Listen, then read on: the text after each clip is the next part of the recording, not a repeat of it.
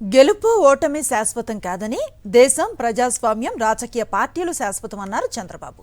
రాజకీయ పార్టీలు బాగా పనిచేస్తేనే మళ్లీ ప్రజలు ఆదరిస్తారని ఆయన చెప్పారు. ప్రజల నమ్మకాన్ని నిలబెట్టుకుంటున్నామన్నారు.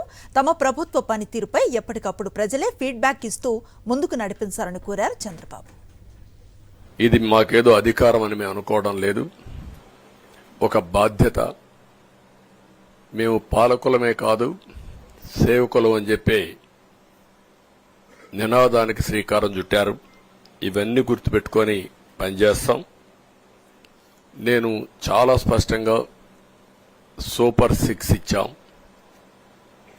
అదే మాదిరిగా ప్రజాగళం ఎన్నికల మేనిఫెస్టో ఇచ్చాం. ఇవన్నీ కూడా ప్రజల్లోకి బాగా వెళ్ళాయి. ఒక హోప్ క్రియేట్ అయింది.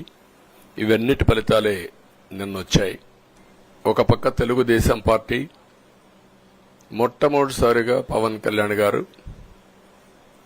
ప్రభుత్వ వ్యతిరేక ఓటు చేరడానికి వీలు లేదు, ఈ రాష్ట్రంలో మళ్ళా ప్రజాస్వామ్యాన్ని గాని ఈ రాష్ట్రాన్ని కాపాడుకోవాల్సిన బాధ్యత ఉందని చెప్పి ముందుకొచ్చి ఈ యొక్క కూటమికి బీజం వేశారు.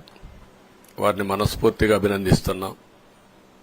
ఆ తర్వాత బీజేపీ కూడా ముగ్గురం కూడా మీరు ఒక్కసారి ఆలోచిస్తే ఒకరు ఎక్కువ ఒకరు తక్కువ కాకుండా ముగ్గురం కలిసి పనిచేశాం. ఇక్కడి నుంచి బాధ్యత ఉంటుంది.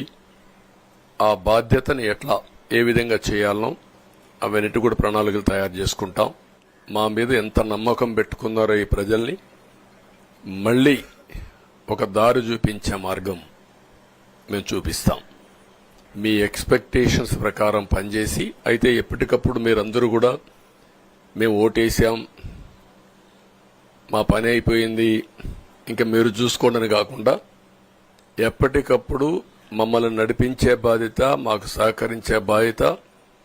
మళ్లీ రాష్ట్రంలో ఉండే ప్రజలందరం బాగుపడాలంటే ఏం చేయాలో మేము చేసినప్పుడు ఎప్పటికప్పుడు ఫీడ్బ్యాక్ ఇచ్చి నడిపించే బాధ్యత తీసుకోవాల్సిందిగా వారిని కోరుతున్నా.